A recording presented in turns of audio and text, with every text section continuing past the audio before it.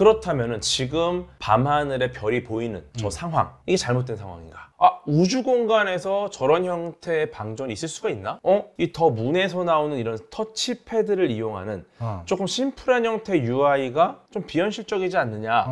영화상에서 월면차 속도가 굉장히 빠릅니다. 네. 예, 요거 어떻게 보셨습니까?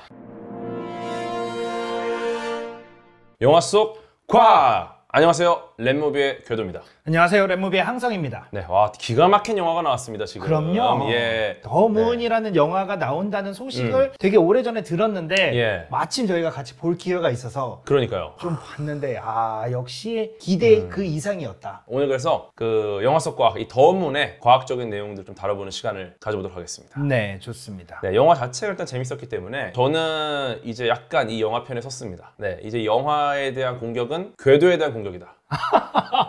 네, 오늘 저희 영상을 보시면은 아마 이 영화를 아직 안 보신 분들은 또 좀 기대가 되면서 영화 볼 때 조금 더 수월하게 접근할 수 있는 부분들이 많아질 것 같고요. 네. 이미 보신 분들은 좀 더 정리하면서 놓쳤던 부분들을 또 기억하면서 되새기면서 N차 관람. 좋죠. 예. 저는 N차 관람을 확실하게 약속을 할 수 있는 게 이번에 최초로 돌비 서라운드, 맞아요. 돌비 시스템이 완벽하게 적용된 한국 최초의 영화라고 그러거든요. 일반 극장에서 한번 보고 돌비 서라운드 시스템이 완벽하게 갖추어진 곳에서 봤을 때 또 어떠한 감동이 오는지 그런 것들을 한번 경험을 해보려고 최소 3번은 볼 거다. 좋습니다. 제가 체크하고 혹시 3번 안 보시면은 제가 이제 투서를 넣겠습니다. 제가 표로 인증을 하도록 하겠습니다. 네, 그래서 일단은 저희가 이제 이 영화에 대한 소개를 하기 전에 감독님 이야기를 먼저 해야 될 것 같아요. 그렇죠. 네, 우리 김용화 감독님. 제가 직접 만나 뵀어요. 최근에. 근데 그냥 이거 진짜 그냥 하는 말씀이 아니라 진짜 잘생겼어요. 왜 혼자 가요, 그런 거를? 스태프분들도 많이 계셨어요. 와, 이분이 이제 신과 함께 재화벌, 신과 함께 인과연, 이 1편과 2편, 이 시리즈로서 쌍천만을 했다. 그러니까 이분은 관객들이 어디서 감동을 받고 어디서 눈물을 흘리고 어디서 즐거워할지를 아시는 분이 완급 조절이 되시는 분이란 말이에요. 그렇죠. 네. 특히나 덱스터 스튜디오를 설립하신 분입니다. 너무 유명하죠. 네, 들어보셨죠? 저는 들어봤죠. 네, 한국의 이제 VFX 기업인데 네. 그냥 쉽게 말해서 헐리우드에 비해서 전혀 손색 없는 CG를 굉장히 효율적으로 만들어낼 수 있는 국내 기업입니다. 그렇죠. 네. 이미 그 신과 함께를 만드시면서 그런 노하우들을 쌓아오셨기 때문에 그쵸. 이런 노하우들을 바탕으로 다른 영화에 적용을 쉽게 할 수 있도록 시스템을 만드신 맞아요. 거죠. 네, 기술적인 강점 때문에 정말 많은 수상을 하셨어요. 네, 맞아요. 그리고 현재 이 덱스터 스튜디오에 대한 평가가 아시아 최고의 VFX 기업으로 지금 평가를 받고 있습니다. 이런 강점을 갖고 계신 살아있는 전설 김용화 감독님의 신작 더 문이 드디어 8월 2일날 개봉을 하고요. 네. 관객분들도 굉장히 지금 기대를 하실 것 같으니까 네. 일단 저희가 한번 예고편 영상을 보면서 네. 차근차근 이야기를 나눠보면 좋을 것 같습니다. 네, 달의 모습이 나오죠? 와. 이야, 좋습니다. 네. 네. 지금 가는 대한민국. 달 탐사선이죠. 예, 우리호입니다. 대한민국의 우리호. 네. 예. 와, 착륙하는 모습. 관제 시설의 모습이 나오고 있고요. 그렇죠. 네. 착륙하는 모습이죠, 지금 달 예. 착륙선이. 굉장히 현실적이면서도 굉장히 위기감 있는 형태로 착륙을 하고 있습니다. 착륙선이 그리고 되게 세련된 모습으로 나와 있어요. 이것도 우주공간에서 벌일 수 있는 사건의 모습인데요. 그렇죠. 네. 드론. 드론의 모습. 네. 네, 과연 드론이 어떤 역할을 하게 될지 기대가 되는. 네. 네. 드론이 아주 중요한 역할을 하기 때문에 계속 등장을 하는 것 같고요. 네. 이 크레이터의 모습도 굉장히 좀 현실적으로, 그 다음에 혹시나 과거 외계 생명체나 어떤 물의 흔적을 찾기 위한 노력들도 영화상에서 그렇죠. 등장하고 있죠. 그리고 영구 음영 지역이라는 것을 그림자로 음영으로 표현을 해주고 네, 있어요. 맞습니다. 유성호의 모습이죠. 예, 유성우가 떨어지는 장면을 보여주고 있고요. 네. 네. 월면차의 모습도 보이고, 네, 굉장히 잘 구현된 아르테미스 미션의 꽃, 네. 루나 게이트웨이 모습도 보이고요. 김희 배우님의 얼굴, 그다음에 설경구 배우님의 얼굴에서 위기감이 느껴지죠.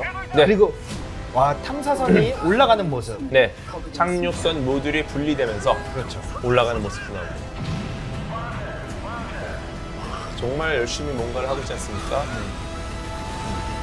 와. 야, 저건 진짜 찍은 걸 텐데. 저 표정 보세요. 표정. 예. 연기를 너무 잘해, 배우들이 다. 그러니까. 네. 정말 위기죠, 지금. 네. 핏방울 떠다니고 있고. 와, 이 고독감을 표현하는 이러한 형태의 CG. 달 표면도 높낮이가 정확하게 표현이 돼 있어요. 그러니까요. 네, 일단은 달로 향하는 대한민국의 우리호 딱 가면서 밤하늘이 또 보이지 않습니까? 멋있게. 네. 예. 달에서 이제 우주인들이 사진 촬영을 하면은 별이 안 보여요. 이게 대기 오염이 없기 때문에 달에서 별이 훨씬 많이 보일 것 같다 이런 생각을 일반 많이 사람들이 하시는데 생각 그렇게 하죠. 그렇죠. 근데 대기가 없기 때문에 달의 표면이 굉장히 밝습니다. 네. 그래서 태양이 보이는 곳에 착륙하면 당연히 별 사진을 찍기가 어렵겠죠. 그렇죠. 예, 그리고 이제 대기가 없어서 하늘이 까맣지만 상대적으로 굉장히 강한 태양빛 때문에 별을 보기가 쉽지가 않은 거죠. 맞아요. 네. 심지어 노출을 카메라는 짧게 해주잖아요. 여기서는 더 안 보이는 거야. 그렇죠. 그런데 그렇다면은 지금 밤하늘에 별이 보이는 저 상황, 이게 잘못된 상황인가? 꼭 그런 거는 아닙니다. 아니라는 겁니다. 네. 예, 이게 우주에서는 지구보다 별이 더 많이 촘촘히 선명하게 보인다. 그렇죠. 왜냐면은 대기가 없기 때문에, 물론 대기가 없기 때문에 산란되면서 빛이, 별빛이 반짝반짝거리는 반짝반짝 작은 별은 어렵지만 그렇죠. 밝은 점광원으로 지금 잘 보인다는 겁니다. 네. 그리고 사실 우리가 먼저 볼 때 이 우주선을 발사하는 장면이 있지 않습니까? 네네, 그렇죠. 발사체가 상당히 얄쌍해요. 맞아요, 생각보다 맞아요. 그렇게 두껍지는 않아요. 유인 우주선 치고는 조금 얄쌍한 느낌. 아르테미스 미션을 수행을 하는 SLS나 네. 아니면 이전에 미션을 수행했던 아폴로 미션을 수행했던 세턴5 같은 경우에는 매우 크고 두꺼웠거든요. 그런데 발사체가 좀 작다는 인상도 있기는 했는데 아마 그 영화를 준비하는 기간이 꽤 길었던 걸로 알고 있어요. 맞아요. 그렇기 때문에 그 사이에 누리호의 발사를 직접 목격을 하셨겠죠. 실제로 이걸 준비하는 과정에서 누리호 발사 1, 2, 3차를 감독님이 다 감명 있게 보셨대요. 네. 그렇기 때문에 일부러 한국형 발사체, 우리가 지금 현재 나와 있는 모델은 누리호이기 때문에 그렇죠. 한국형 발사체에서 일부러 오마주하기 위해서 누리호 기반의 발사체 형태로 만든 게 아닌가라는 생각이 들어요. 영화에서 보시면은 아마 누리호와 상당히 흡사한 모양의 발사체를 보실 수가 있습니다. 근데 이것도 굉장히 논리적인 게 어쨌거나 우리나라의 발사체를 기반으로 기술이 점점 확대될 거란 말이죠. 그렇죠. 그러니까 결국은 지금의 누리호와 우리호가 완전히 다른 모양인 게 더 이상하다. 맞아요. 네. 그리고 이제 이게 어떻게 보면 약간 우리나라의 발사체 누리호의 약간 존경의 의미도 좀 담지 않았을까. 그렇습니다. 네. 여기서 이제 도경순 님이 우주 비행사를 마치지 않았습니까? 네. 우주선에 탑승하는 황선우 대원 같은 경우가 이력이 쫙 나오는데 다양한 전공들을 갖고 있습니다. 네. 이 말이 뭐냐? 실제로 우주 비행사들은 여러 역할들 할 수 있어야 됩니다. 그렇죠. 한 사람이 거의 여러 개, 1인 몇 역을 해야 돼. 황선우 대원을 보니까 저는 실존 인물, 한국계 우주 비행사인 조니 킴이 저는 떠올랐어요. 저도 그때 보면서 우주인 선발 그 이력들을 보면서 조니 킴이 떠올랐거든요. 그렇죠. 이분이 정말 네. 우주 비행사이기도 하고 네. 또 군인이기도 하고 맞아요. 또 뭐가 있죠? 의사이기도 하고. 의사이기도 하고 또 학부는 수학이야. 그러니까요. 이게 되게 닮아 있어요. 약간 오마주한 느낌이 있기도 한. 그러니까. 수학으로 학사를 마치고 하버드대에서 이제 하버드대 의전에서 공부를 했다. 또 미국 해군사관학교 나오시고. 맞아요. 이런 조니 킴을 떠오르게 할 만큼 이 황선우 대원도 정말 젊은 나이에 굉장히 훌륭한 스펙을 갖고 있는 분이다. 맞아요. 또 이제 영화상에서 어떤 드라마틱한 위기를 전해주는 게 바로 태양활동 아니겠습니까? 그렇죠. 이거는 사실 굉장히 현실적인 위협입니다. 이게 영화에서 이제 거의 우리가 보면은 첫 번째 위협이라고 첫 번째 위기 상황이라고 보면은 될 것 같은데 이 태양 폭풍 태양 폭풍에서 나오는 강력한 에너지로 여러 가지 문제들이 생기죠. 맞아요. 태양 활동으로부터 이제 플라즈마화된 하전 입자들이 지구로 굉장히 빠른 속도로 날아옵니다. 엄청나게 빠른 속도로 날아오죠. 그럼 이것들이 결국은 전자제품의 문제를 일으킬 수 있다는 말이에요. 그렇죠. 예. 그래서 우리나라 같은 경우가 이번에 누리호 3차 발사 때 태양 활동에 대한 어떤 여러 가지 비밀 실마리를 해결하려고 도요셋이라는 큐브 위성을 편대 비행을 시켜서 그렇죠. 우주로 올렸죠. 네, 맞습니다. 네. 이번에 물론 4기를 발사를 하긴 했지만 3기가 올라가서 3기만으로도 관측이 충분히 이루어질 수 있기 때문에 태양 폭풍 활동에 대한 것들을 직접적으로 연구를 할 수 있는 맞아요. 장비도 우리가 갖췄다. 맞아요. 그러한 인프라도 갖췄다. 이렇게 말할 수 있겠는데요. 1935년 미국의 물리학자 델린저가 태양면의 폭발 현상으로 지구대기 상층의 전리층에 이상이 생기는 것을 발견했죠. 그래서 이제 자신의 이름을 따서 이거를 델린저 현상이라고 네. 명명을 했습니다. 이런 현실적인 어떤 위험 상황을 어느 정도 영화에서 예측하고 있는 걸로 보이고요. 네. 예, 이게 그냥 허무맹랑한 위기가 아니라는 겁니다. 맞습니다. 예. 그리고 이제 어떤 궤도를 통해서 과연 갔는가 이게 사실은 영화상에서 정확하게 나와 있지는 않은 것 같아요. 맞아요. 사실 저희가 영화 속 배경에 보면은 여러 가지 현황판들이 맞아요. 나오잖아요. 관제소에서 나오는 현황판에 이런 궤도를 이동을 하는 장면이 나오기는 합니다. 아, 맞아요. 멀리서 잡히기는 약간 해요. 팔자 모양 같은 걸로 나오지 않습니까? 약간 팔자 모양으로 예. 나오는 거를 봐서 직접 전이궤도가 아닐까라고 저희가 맞아요. 추측은 할 수 있는데 기본적으로 사람이 가는 거잖아요. 사람이 가는 거면 보통 직접 전이들을 많이 쓰는데 네. 일단 우리나라의 다누리 같은 경우가 어디로 갔죠? 다누리호는 탄도궤도를 통해서 맞아요. 맨 처음에 달로 네. 바로 간 게 아니라 태양 방면으로 향했죠. 그렇죠. 그 라그랑주 포인트라는 네. 150만 킬로미터 떨어진 곳까지 돌아서 오는 탄도형 달 전위 궤도로 갔습니다. 네. 요게 이제 한 4.5개월 걸렸죠. 거의 5개월 가까이 걸렸죠. 굉장히 멀리까지 돌아서 갔는데 저렇게 네. 멀리까지 돌아서 오면은 달 근처로 가면은 브레이크를 거의 밟을 필요 없이 자연스럽게 달 궤도에 포획이 됩니다. 맞아요. 네, 그래서 쉽게 말해서 운전으로 치면 약간 중립주행 느낌으로 그럴 수 있죠. 굉장히 많은 연료를 아낄 수 있다. 하지만 다누리가 원래 가려고 했던 궤도는 사실은 이 궤도는 아니에요. 맞아요. 호만 전이 궤도라고 해서 조금씩 궤도를 증가시켜 가면서 달까지 다누리 궤도를 증가시켜 가면서 그렇죠. 궤도를 점점 키워 나가다가 네. 달 궤도에 포획되는 궤도를 이제 호만 전위 궤도라고 하는데 이게 보통 이제 달로 가는 탐사선들이 가장 많이 고르고 있습니다. 이미 많이 네. 사용되고 있죠. 한 달, 20일에서 한 달 정도 걸리는 걸로 알고 있어요. 맞아요. 난이도도 괜찮고 네. 뭐 효율적이기도 효율적이고 하고. 예. 그럼에도 불구하고 탄도형 달 전위 궤도보다는 연료를 좀 쓴다. 그럴 수 브레이크를 있겠죠. 밟아야 돼요. 어느 네. 정도. 네. 하지만 아마 유인우주선이라면 직접 전위 궤도로 갔을 것이다. 그럴 수밖에 없죠. 네, 왜냐면은 한 달이라고 해도 효율적이라고 해도 네, 무인 우주선 입장에서는 금방 가는 거지만 그렇죠. 한 달 동안 우주선에 있는 거 너무 힘들어요, 사람이. 아마도 유인 우주선이라면은 직접 전위궤도로 갔을 것이다. 저게 그렇죠. 이제 3일에서 5일 정도 걸리고 네. 아폴로 미션 때 아폴로 11호가 갔던 궤도 아니겠습니까? 맞습니다. 네. 사실 이 직접 전이 궤도를 사용한 미션들은 많지가 않았어요. 아폴로 미션 이외에는 이렇게 직접 전이 궤도를 사용했던 적이 없습니다. 비효율적이거든요. 그렇죠. 연료도 엄청 많이 써야 돼요. 달 근처에 갔을 때 브레이크를 세게 밟아야 돼. 거의 여러분들 자동차 운전하신다 그러면 브레이크를 밟아본 적이 없는 정도로 밟으셔야 됩니다.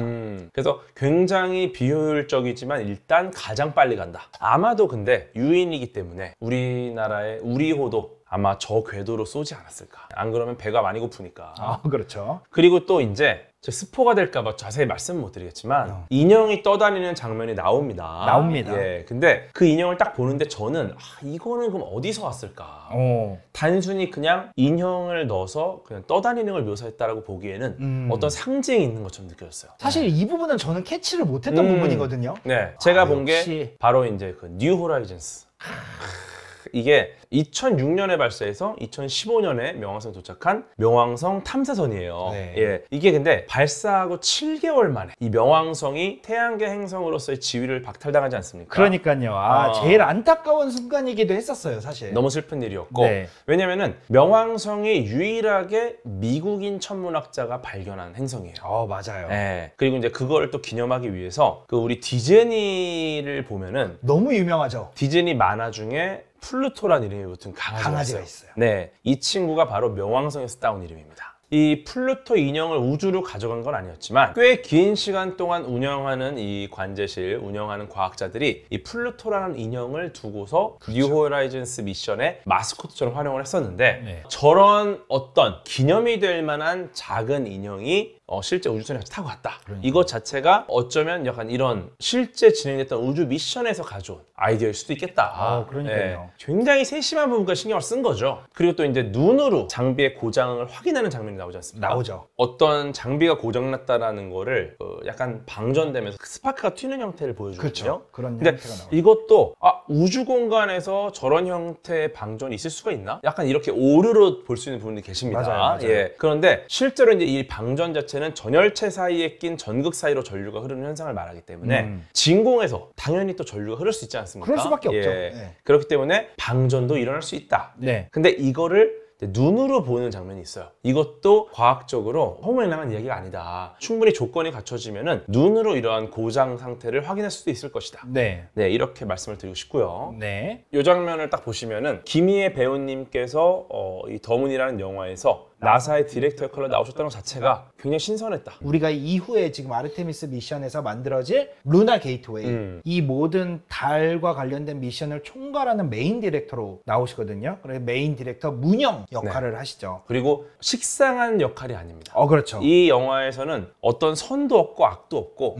그 위치에 그 사람들이 본인들이 추구하는 그 가치를 위해서 계속해서 나아가는 거죠.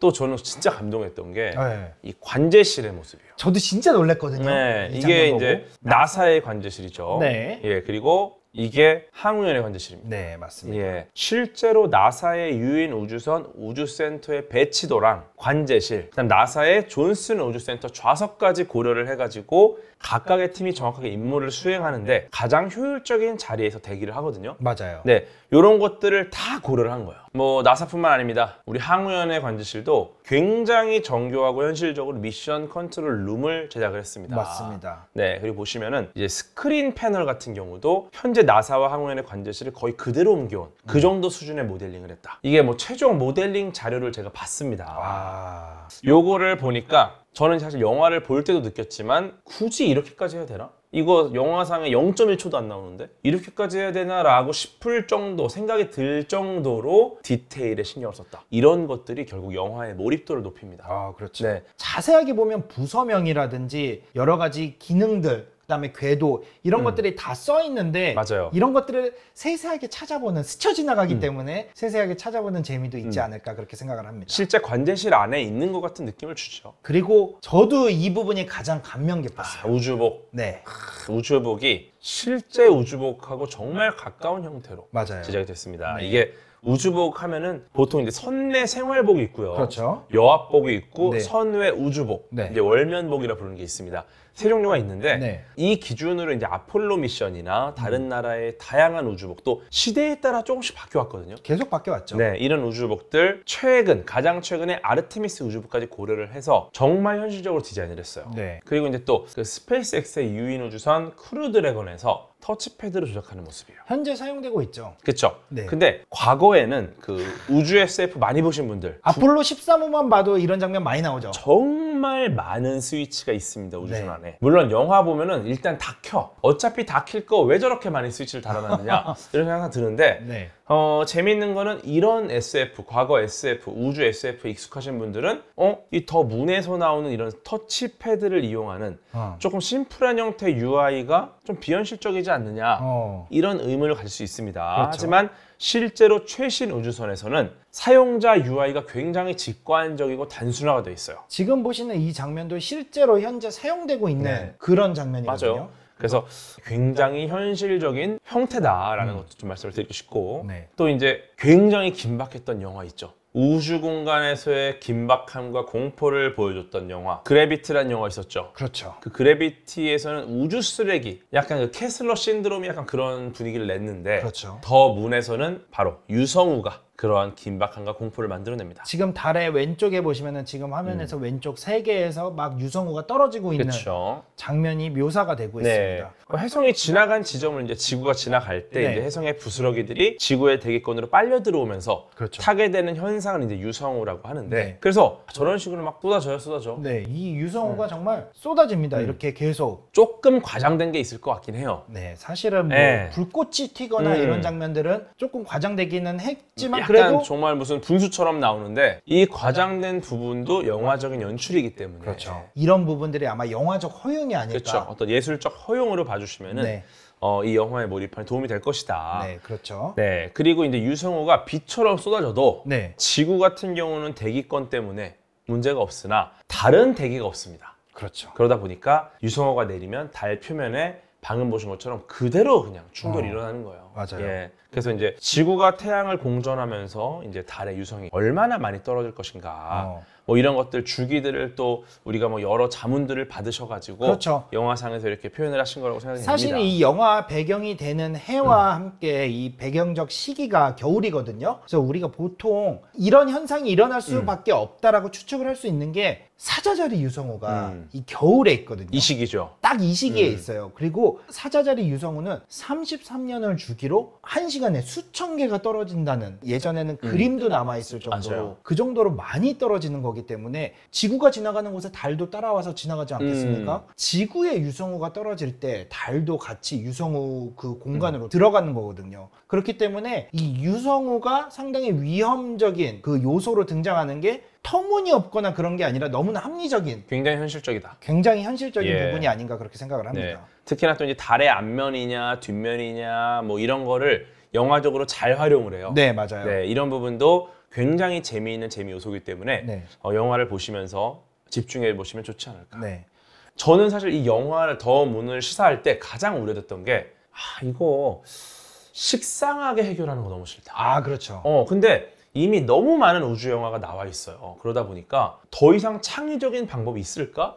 이런 고민도 했는데 다행히 정말 참신한 형태로 이런 위기들을 극복해 나갑니다. 오히려 과학적인 방법으로 접근을 하면서 그 해결책을 정말 참신한 맞아요. 해결책을 찾은 게 아닌가라는 생각도 들었어요. 또 인상적이었던 부분이 화성에 쏘았던 인제뉴어티.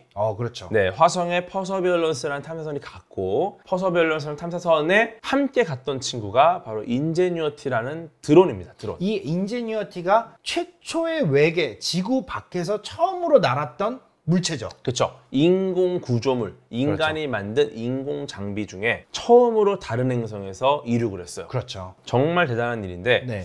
화성보다 더 어려운 이유가 화성은 밀도가 낮지만 있어. 대기가 있어. 그러면은 드론이 날 수가 있습니다. 그렇죠. 하지만 달은 대기가 아예 없어요. 아예 없어요. 그러니까 예. 지금 인제뉴어티 같은 저런 헬리콥터 안 돼요. 프로펠러식은 불가능하다는 그렇죠. 거죠. 어떤 바람을 일으켜서 대기를 이용해서 비상한다라는 게 불가능한 거죠. 그렇죠. 예. 그래서 사실 뭐 여러 가지 아이디어들이 나올 수 있는데 네. 현재 나사에서 개발 중인 이온 엔진입니다. 넥스트라는. 네. 네. 근데 이게 만약에 콜드 가스나 이온 추력기를 이용한다. 이것들은 보통 우주 공간에 사용합니다. 그렇죠. 중력이 거의 느껴지지 않는 저중력 공간에서 사용하는 추력인데 이거를 만약에 달에서 이용한다?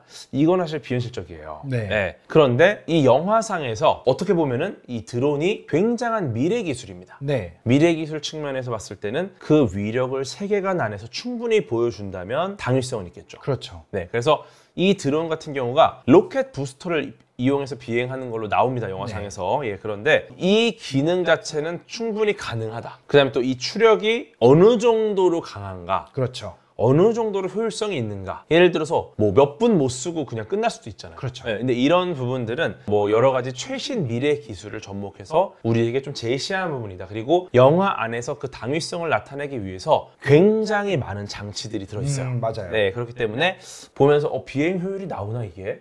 이게 작동이 정말 저렇게 오랫동안 되나? 이런 부분들은 아마 영화적인 장치로서 좀 우리가 이해를 하고 넘어갈 수 있지 않을까? 저는 그렇게 생각합니다. 네, 이런 생각을 해봅니다. 네. 네. 그리고 또 중요한 장치가 하나 있죠. 바로 영화 더머넷에서 등장하는 월면차입니다. 아, 그렇죠. 디자인 자체는 완전히 새롭습니다. 예, 그런데 그렇다고 해서 완전히 그냥 허무맹랑하게 월면차를 만들어낸 게 아니에요. 맞아요. 저 월면차를 딱 봤을 때 우리가 연상을 할 수 있는 월면차가 있잖아요. 아폴로의 월면차와 비슷하다라는 맞아요. 느낌은 있어요. 네, 아폴로 15호 때, 16호 때, 17호 때 월면차가 있지 않습니까? 그렇죠. 이 월면차들을 기존의 디자인과 설계도를 참고해서 여기에 이제 전문가 자문을 더해서 만든 걸로 알고 있습니다. 김용화 감독님께서 이 월면차에 대해서도 굉장한 또 자부심이 있으신데 맞아요. 실제로 이거를 뭐 운전하는 것도 충분히 가능하다. 네네네. 그래서 뭐 저 빌려주시겠다고 막 이러시더라고. 오. 근데 물론 저는 운전하는 거 별로 안 좋아해가지고 그냥 괜찮을 것 같아요. 그 정도 선뜻 빌려주겠다라고 할 정도로 김용화 감독님께서 이 월면차에 대한 그 신뢰도가 있으세요. 그러니까요. 네, 그래갖고 실제 이게 정말 달에 간다면 달에서도 달릴 수 있는 완성도다. 저 지금 순간적으로 지금 되게 웃긴 게 덤은 지구에서 촬영하지 않았습니까? 그렇죠. 순간적으로 난 덤은을 달에서 찍은 줄 알았어. 촬영한 그래갖고 이게 지구에서 촬영했기 때문에 지구에서도 달렸기 때문에 달에서도 충분히 영화처럼 달렸다. 이 말을 하려고 했는데 생각해보니까 이 영화 지구에서 찍었어. 그렇지. 순간 제가 그 정도입니다. 지금 이게 이 영화가 달에서 찍었다고 생각하고 있었어요. 순간적으로. 맞아요, 맞아요. 예, 아니에요. 근데 예. 진짜 순간적으로 나도 그렇게 생각했어. 그러니까. 근데 영화상에서 월면차 속도가 굉장히 빠릅니다. 네. 예. 요거 어떻게 보셨습니까? 눈으로 봤을 때는 월면차의 스피드가 약간 어느 정도냐면 스포츠카 느낌까지 나요. 약간 F1 느낌이 나요. 달에서의 F1 느낌이 나. 그렇다고 그래서 이 월면차가 지구에서 그렇게 빠르냐 그렇다기보다는 위기 상황과 겹쳐지면서 약간 F1 느낌이 나죠. 최고 속도로 밟은 거예요. 네. 예, 이거는 재밌는 게 실제로도 월면차가 꽤 빠릅니다. 진짜로 빨라요. 네, 월면차 같은 경우가 이제 길이가 3m 정도 되는데 네. 바퀴 직경이 82cm입니다. 크죠? 네, 꽤 엄청 커요. 무게는 200kg 정도 되고요. 네. 속도가 시속 17km에서 네. 최대 시속 65km까지. 65km인데 앞에 유리창도 없고 와. 연문 하나도 없으면은 저 상태로 30km만 달려도 진짜 빠르게 느껴지거든요. 저희가 뭐 스쿠터 한 25km로 달려도 진짜 빠르거든요. 그렇죠. 근데 저게 실제로 시속 65km까지 가능했다라는 겁니다. 근데 실제로는 최고 속도를 내면은 만약에 고장이 날 가능성, 있죠. 경우의 수를 따지는 거죠. 그러면은 굉장히 먼 거리를 걸어서 돌아와야 되잖아. 그렇지. 그렇기 때문에 굉장히 살살 다닌 걸로 알고 있습니다. 그리고 만에 하나 있을지 모르는 문제를 방지하기 위해서. 그렇죠. 그런데 중요한 거는 영화 속에서 도경수 배우님은 최고 속도를 밟았다는 거예요. 밟을 수밖에 없는 상황이 왜냐면은 생깁니다. 밟을 수밖에 없는 거예요. 그렇죠. 이건 안 밟으면 어떡해.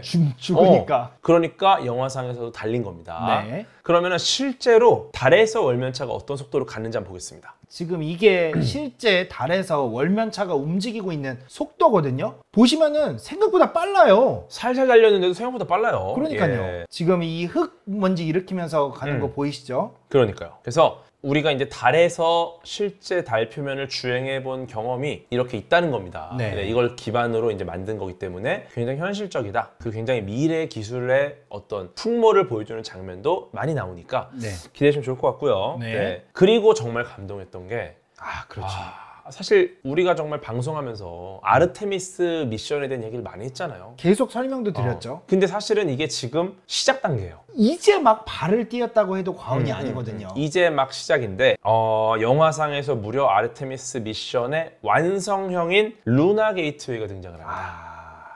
이게 대단한 거예요. 이게 지금 저는 진짜. 이것을 등장시켰다는 것만으로도 이 영화에 진짜 커다란 가치가 있다고 생각을 하거든요. 그러니까. 이 루나 게이트웨이가 등장한 영화가 전 세계적으로 아직까지 없지 않습니까? 처음이죠. 이게 정말 현실을 기반으로 한 실화 바탕의 영화가 아니라 미래의 현실을 기반으로 한 실제 미션을 가져온 겁니다. 네. 대단한 거예요. 그런데 저는 이 헤일로 궤도를 도는 루나 게이트웨이가 아르테미스 미션의 정말 꽃인데 이것을 설계도를 그대로 가져와서 재현했다는 것 자체, 직접 모델링된 완성품을 관객에게 영화관에서 제공한다는 것 자체가 너무 큰 의미가 있어요. 그러니까요, 진짜로. 상당히 공을 들인 부분임에도 불구하고 그렇게 길게 나오지 않는다. 정말 공을 들인 루나 게이트웨이의 완성형 모델을 정말 짧게 보여준다. 이 부분도 진짜 이게 정말 섹시한 거죠. 사실은 여기 보면은 달에 가기 위해서는 아폴로 미션에도 사령선이 있었고 예. 기계선이 있었고 맞아요. 달 착륙선이 있었거든요. 네. 그래서 달 착륙선, 우리나라가 만든 달 착륙선의 모습을 여기서 확인을 할 수가 있습니다. 맞습니다. 착륙선 모듈만 실제로 이륙해서 또 돌아오려고 하지 않습니까? 그렇죠. 그런 부분 자체가 실제 미션에서 가져왔다는 건 사실적인 느낌을 줘요. 네. 그래서, 그러다 보면은 이 안쪽에 들어가는 세부 구조들 있잖아요. 지금 이게 메이킹 필름 영상 여러분들 유튜브에서 보시면은 찾아보실 수 있는데 보시면은 기초 설계를 맞추고 하나하나 세세하게 내부 공간까지 다 꾸미려고 하는 그 모습들을 우리가 확인할 수가 맞아요. 있거든요. 정말 디테일하고 실제 나사 사용하는 부품이랑 그 재질까지도 맞아요. 그대로 가져왔다고 합니다. 네. 와, 이거 버렸나? 이런 것 좀 얻다가 관광 상품으로. 이런 거 내가 제일 탐나거든. 과학관에 뭐 놓을 데 없습니까? 그러니까 혹시? 과학관에 과학관에 또 있으면 친한 분 많이 계시잖아요. 있죠. 네. 제 진짜 분신 같은 분들 우리 강성주 하는 박사님한테 좀 부탁드리면 안 되나? 그러니까. 어쨌든 스틸컷을 한번 더 보시죠. 야, 이게 지금 그 아폴로 미션 때라고 비교를 해보면 기계선과 사령선에 이제 그 우주인들이 타고 있죠. 그렇죠. 그다음에 달 착륙선이 이제 같이 합쳐져 있는 그 모습이 아니겠습니까? 맞아요. 그리고 또 이제 이 영화 더문에서도 우주 영화라면 빠질 수 없는 해결사가 등장을 합니다. 당연히 등장하죠. 네, 이게 빠지면 서운해요. 지금도 우주 미션에서 굉장히 많이 사용되는 바로 덕테이프입니다. 우주 영화에서 일단 문제가 생긴다? 덕테이프를 발라. 그러면 다 해결돼요. 저게 실도 되고 그러니까 밀봉도 되고 그쵸. 끈끈하게 붙여주는 역할도 하고 뭐 열도 막고 다양한 기능을 다 하거든요. 막아요. 이 덕테이프가 어떻게 여러 가지 문제를 해결하는지는 여러분들 영화에서 보시면은 잘 보실 수가 있습니다. 네, 덕테이프의 활약 기대해 주시고요. 네. 또 배경이 되는 소백산 천문대. 있죠. 저희가 올해 또 다녀오지 않았습니까? 얼마 전에 다녀왔죠. 예, 굉장히 또 좋은 곳인데 아무나 들어갈 순 없지만 이 과학자들, 천문학자들에게는 정말 의미가 있는 곳입니다. 그렇죠. 여기서도 이제 아마 몇 가지 CG를 통해서 아마 실제 소백산 천문대에서 약간 변형을 주긴 했습니다. 그렇죠. 이 소백산 천문대에 바로 영화의 또 다른 주인공인 제국님, 설경구님이 예. 등장을 하시는 맞아요. 그 배경적 장면이기도 합니다. 그래서 이 소백산 천문대에서 어떤 거를 하냐? 바로 황선우 대원이 최후의 위기를 맞았을 때 해결을 하는 장면이 나오는데 그 장면이 바로 이겁니다. 궁금하다, 궁금해. 네. 영화 봤지만 궁금하다. 네. 이게 지금 죽은 줄 알았던 황선우 대원이 살아있음을 알게 해주고 그 다음에 마지막 임무를 수행을 할 수 있게 해주는 네. 바로 무선통신 라디오입니다. 익숙하죠. 햄이라고 익숙하죠. 햄이라고 하는 이 방법이 사용이 됩니다. 맞아요. 그래서 이 방법을 실제로도 우주 정거장에서 지상에 있는 아마추어 무선 교신사들과 사용을 하기도 한다고 합니다. 이 장면조차 다 검증이 된 장면이다. 그럼요. 우리도 할 수 있어요? 우리도 할 수 있어요. 마음 먹으면 합니다. 야, 이런 거 생각해내기 쉽지가 않거든요. 그러니까 이거를 실제 연구 현장을 정확하게 모르면은 나올 네. 수 없는 아이디어인데 네. 그만큼 굉장히 많은 경험들을 전문가들로부터 이야기를 들으셨을 것 같고 맞아요. 제가 알기로 김용화 감독님께서 어떤 아이디어를 제안할 때 이게 영화상에서 이렇게 가능할 것 같은데 실제로 되냐? 혹시 안 되면 플랜 B 이거는 되냐? 이런 식으로 굉장히 다양한 옵션을 주셨대요. 예, 그래서 사실 영화적 재미도 중요하지만 최대한 사실적인 재미를 주게 노력을 많이 했고 맞아요. 오히려 이제 그러다 보니까 전문가분들도 굉장히 더 좋은 아이디어를 많이 제안을 하고 그런 것들이 참 잘 모여서 정말 극적인 결과를 만들어냅니다. 그래서 저는 이 더 문이 이 세 가지의 영화가 모두 담겨 있는 그런 영화가 아닌가 개인적으로 생각을 했습니다. 맞아요. 다 보고 나니까 정말 굵직했던 우주 영화들, 우주 SF들과 약간 자웅을 겨룰만 하구나.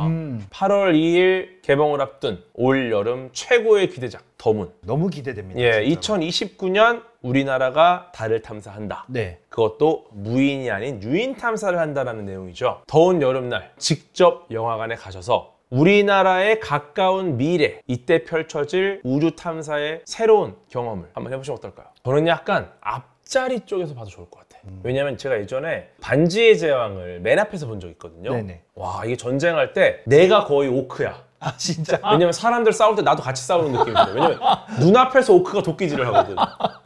한번 좋은 자리에서 보고 그 다음에 N차 관람할 때는 한번 맨 앞에서 보는 것도 저도 나쁘지 않을 것 같아요. 나쁘지 않을 것 같죠? 네. 내 눈앞에 우주가 있을 거 아니야. 진짜로. 이게 플라네타리움의 영화야. 꽉 차 있는 거지, 우주가. 그러니까 줄 베른이라는 소설가의 작품 해저 이말리에 등장한 노틸러스호라는 핵잠수함입니다. 원자력 잠수함이죠. 네네네. 근데 이 잠수함의 이름이 노틸러스호였거든요. 맞아요. 그런데 실제 인류가 최초로 개발한 핵잠수함, 원자력 잠수함에 노틸러스라는 이름을 붙였어요. 맞아요. 예술가가 만들어낸 작품 속의 노틸러스호라는 핵잠수함으로부터 영감을 받아서 실제 인류 최초 핵잠수함이 만들어졌고 네. 그 핵잠수함에는 노틸러스라는 이름이 붙습니다. 그렇죠. 이 말이 뭐냐면 예술가와 과학자는 끊임없이 서로 영감을 주고받는다라는 거예요. 네. 더문이라는 작품 역시 과거의 아폴로 미션, 아르테미스 미션 이런 실제로 진행된 과학계의 달 탐사 프로젝트 여기서 영감을 받아서 만들어진 창작물입니다. 그렇죠. 네, 재미있는 거는 미래에 가능할 법한 아이디어들이 이 영화 안에 담겨 있습니다. 네. 이 아이디어들을 다시 과학자들이 보고 영감을 받아서 더 나은 우주 미션에 또 활용할 수 있지 않을까 이런 기대를 하면서 가까운 미래에 대한민국 우주 산업의 새로운 방향성을 한번 볼 수 있는 기회가 되기를 소망하면서 지금까지 영화 속의 과학을 풀어드리는 렛무비의 궤도 항상이었습니다. 감사합니다. 감사합니다.